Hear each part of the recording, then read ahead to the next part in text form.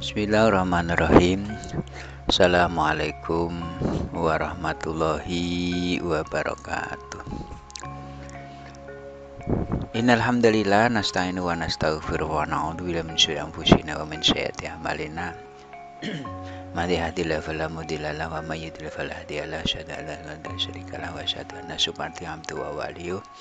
Allahumma shalli wa sallim ala sayyidina Muhammadin wa ala alihi ajmain wa ba'du.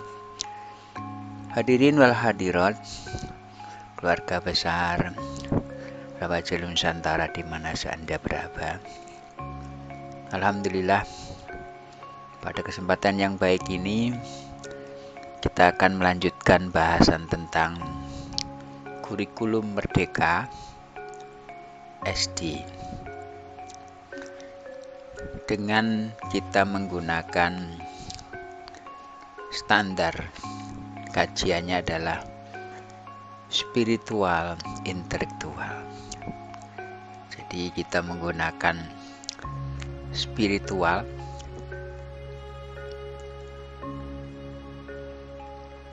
mohon sama Allah untuk diberikan bimbingan,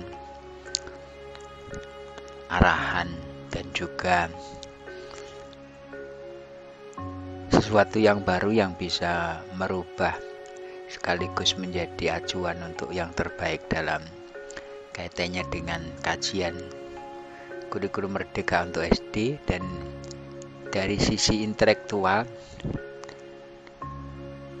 kurikulum Merdeka untuk SD ini memiliki standar yang sudah baku dan sudah berjalan, sehingga kita mengadopsi dari intelektual yang ada, kemudian kita bedah secara spiritual agar mendapatkan kelengkapan dari sisi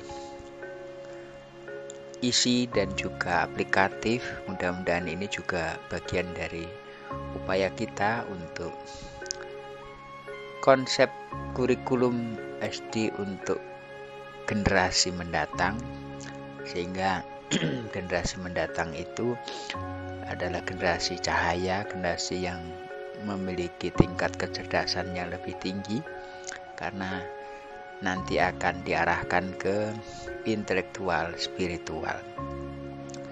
Hadirin rahimakumullah, secara umum kurikulum Merdeka untuk sekolah dasar adalah kurikulum dengan pembelajaran intrakurikuler yang beragam, di mana konten akan lebih optimal agar peserta didik memiliki cukup waktu untuk mendalami konsep dan menguatkan kompetensinya.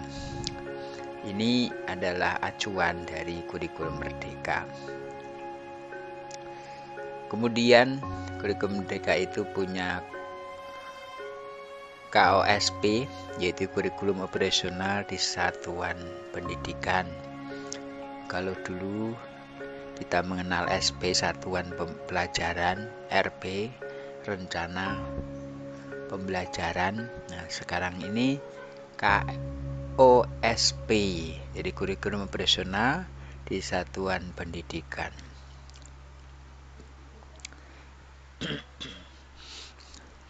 Kemudian pada P5 kurikulum Merdeka SD terdiri dari 5 mata pelajaran inti. Yang pertama adalah bahasa Indonesia, 2 matematika, 3 IPA, ilmu pengetahuan alam, 4 IPS, ilmu pengetahuan sosial, dan 5 adalah pendidikan kewarganegaraan. Kemudian contoh kurikulum Merdeka SD untuk pelajaran sains dasar dapat dilakukan dengan melibatkan peserta didik mengeksplorasi panca indera. Jadi ada sentuhan fisik, sentuhan psikis, dan sentuhan sosial.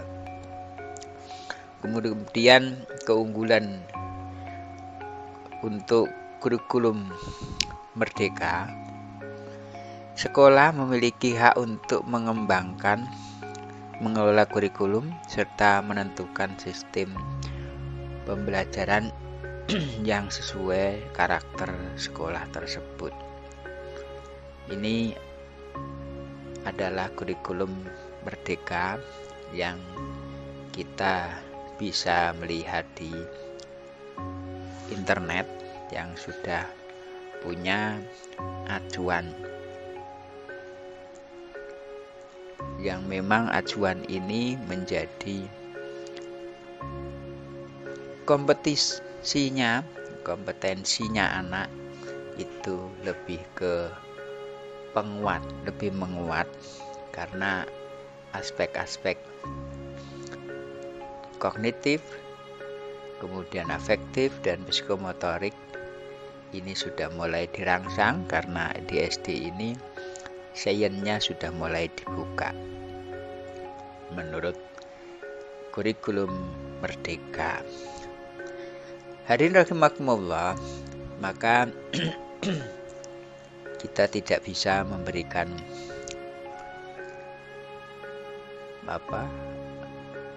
konsep yang kurikulum merdeka ini ya sudah dijalankan dan itu nanti dikembangkan dengan modul, yaitu modul pembelajaran.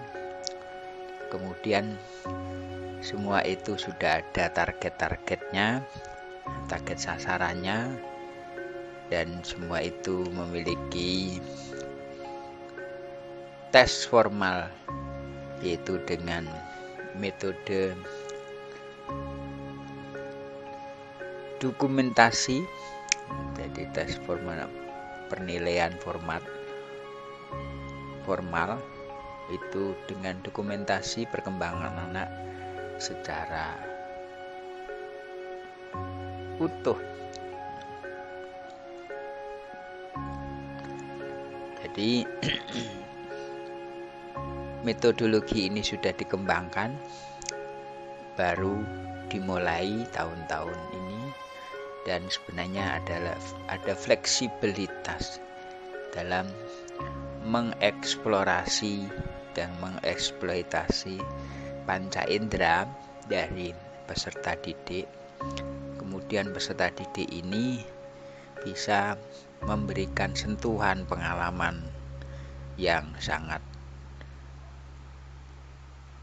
bermanfaat untuk ke depan sebagai pengembangan dari potensi yang ada dalam dirinya. Hadirin rahimakumullah, kemudian bagaimana menurut dari sisi spiritual? Nah, ini dari sisi intelektual. Sekarang dari sisi spiritual. Untuk anak-anak SD atau sekolah dasar, hadirin rahimakumullah, maka sebenarnya anak-anak SD ini kita bisa bagi dua. Yang pertama dari kelas 1 sampai kelas 3 itu titik beratnya masih di afektif atau kecerdasan spiritual.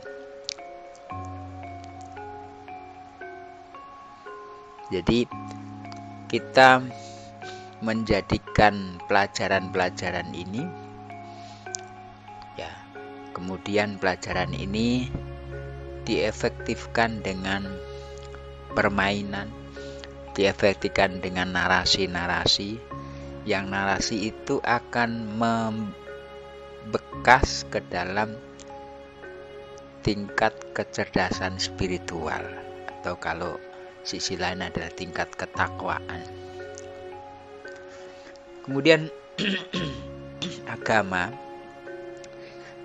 kalau di kurikulum merdeka itu hanya 5, pendidik bahasa, matematika, ilmu pengetahuan alam, dan ilmu sosial, dan pendidikan kewarganegaraan. Maka kalau menurut spiritual, ini adalah pendidikan agama yang menjadi landasan. Dan pendidikan agama serta karakter bangsa itu lebih ditekankan. Penekanannya itu di karakter yang menciptakan spiritual. Jadi spiritual itu isinya adalah keyakinan, itu agama, kemudian sosial, percaya diri, kemudian sosial. Jadi ketika anak itu dilatih keyakinan, dilatih dalam transfer knowledge dengan narasi untuk ketakwaan, keyakinan Tuhan, keyakinan kebenaran, keyakinan bahwa kebenaran itu akan menjadi suatu pemenang, kejahatan itu akan menjadi pecundang, pengkhianatan itu akan membahayakan. Ini memang harus dikuatkan sehingga anak-anak itu jadi benar, percaya diri, dan tindakan sosialnya itu sehat. Untuk kelas 1 sampai kelas 3 ini penekanannya masih di afektif atau di spiritual atau ketakwaan. Jadi kurikulum ini di backup dengan kegiatan-kegiatan yang kegiatan itu akan menjadikan kemantapan keyakinan dan juga dasar mengambil tindakan untuk ke depan. Kemudian kalau usianya atau masuk kelas 4, 5, dan 6 itu sudah digerakkan yaitu kognitif atau cerdas, science. Hadiratkumullah, untuk kelas 4, 5, dan 6 ini harus dibuka cakrawala untuk berpikir dan menggunakan mesin-mesin bank science di Google. Dia juga bisa menggunakan kreatifnya anak-anak ini, karena itu sudah harus dibuka bagaimana dia menggunakan alat-alat teknologi, yang alat teknologi itu akan memberi informasi yang sangat dibutuhkan. Jadi bagaimana anak-anak itu ketika dikasih PR, dikasih pekerjaan, dikasih problem, permasalahan, maka anak-anak itu bisa mencari jawaban. Dan jawaban itu sekarang sudah banyak ada di media, ada di Google, ada di TikTok, dan banyak sekali. Hadiratkumullah, maka sebenarnya ini sudah harus mulai dibuka sehingga anak-anak itu nanti akan punya keterampilan. Nah, jatuhnya nanti anak ini punya di kelas 6-nya itu nanti punya keterampilan sesuai dengan bakatnya. Hadiratkumullah, maka keyakinan ditambah juga dengan kecerdasan itu nanti akan juga melahirkan keterampilan atau bakat-bakat yang terpendam itu akan bangkit, dan itu mulai dipupuk dari kelas 1, 2, 3, 4, 5, dan 6. Di anak-anak itu sudah mulai muncul nanti ketika yang paling sudah agak jelas banget di kelas 4, 5, 6 ini punya keterampilan apa? Ada yang keterampilan matematika, ada yang keterampilan bahasa, ada keterampilan seni, ada yang keterampilan olahraga, ada keterampilan-keterampilan. Ini dipupuk terus dan anak itu dikasih porsi yang cukup untuk mengembangkan bakat yang ada dalam diri anak tersebut. Sehingga kelak apa yang menjadi keterampilan anak itu bisa menjadi topangan hidup. Hadirin rahimakumullah, tidak ada pekerjaan yang profesional yang tidak mulai dari kecil, dari TK, dari SD. Tidak ada kerjaan yang profesional kecuali tetap dari awalnya harus dibidik bakat-bakat tersebut. Maka dari itu nanti kita gelar perlombaan, ya, perlombaan sains, bisa jadi bahasa, matematika, IPA, IPS, kemudian karakter kewarganegaraan, dan juga karakter bersifat agama. Maka dari itu pembekalan untuk anak SD ini harus pembekalan yang sifatnya itu soft skill. Sifatnya soft skill sehingga anak-anak SD itu nantinya akan punya semacam basic, ya, punya basic yang kokoh, punya basic yang kuat, dan punya karakteristik yang fundamental terhadap warga negara. Jadi kita sebagai warga negara Indonesia berarti karakteristik adalah Pancasila.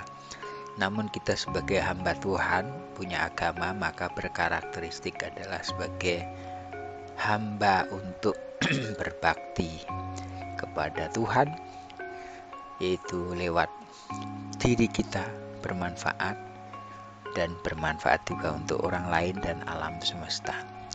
Dan ada catatan, saudara sekalian, bahwa anak SD ini yang usianya sekarang ini kurang lebih 7 ditambah 6 tahun. Jadi karena anak kelas 1 kan 7 tahun ya, ditambah 6 tahun berarti 13 tahun.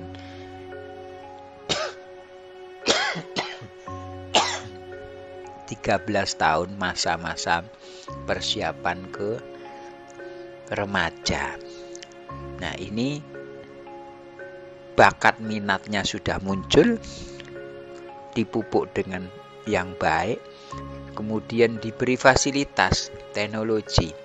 Jadi saya sebagai pengamat pendidikan itu juga kurang setuju kalau saudara-saudara mencegah anak-anak kita untuk bermain dengan handphone, main dengan gadget, main internet, karena itu udah dunia mereka. Arahannya itu yang paling utama. Nyari apa di internet, apa yang dia baca, dan bagaimana itu dimonitor. Sehingga fasilitas teknologi ini bukan mubadir, namun fasilitas akan punya akses manfaat. Bahkan nggak sedikit anak-anak kita yang punya bakat IT tinggi sehingga punya keterampilan di atas rata-rata. Jadi fasilitas-fasilitas ini, fasilitas internet, fasilitas game pun juga dibatasi, nggak boleh dihilangkan. Kalau dihilangkan nanti anak kita jadi kurang percaya diri, rendah terhadap pergaulan dan tidak bisa memenuhi kebutuhan yang sekarang ini sangat dibutuhkan. Hadirin rahimakumullah, maka dari itu pembekalan anak-anak SD ini adalah pembekalan basic, dan memang ternyata betul bahwa guru yang paling melekat dalam setiap orang itu ya guru SD. Jadi kalau guru SD itu sampai tua pun masih ingat. Tapi kalau guru SMP, SMA, guru kuliah itu sepintas, karena SD itu adalah basic melihat sains, basic melihat kecerdasan spirit, dan basic menepaki di keterampilan berdasarkan bakat-bakat yang dia miliki. Maka dari itu, saudara sekalian, Ayo kita berjuang bersama-sama. Kurikulum yang sudah ada ini dikembangkan lagi untuk mendapatkan akses manfaat yang besar dan selalu inovatif, karena inovasi-inovasi ini adalah bagian dari usaha kita untuk mampu menjadikan fasilitas pengembangan karakteristik anak. Kemudian anak punya kecakapan yang valid yaitu kecakapan afektif dengan ketakwaan, keyakinan, percaya diri, dan sosial. Kemudian kecakapan kognitif dengan kecerdasan saintifik bisa ngimbangi kecerdasan yang dibutuhkan.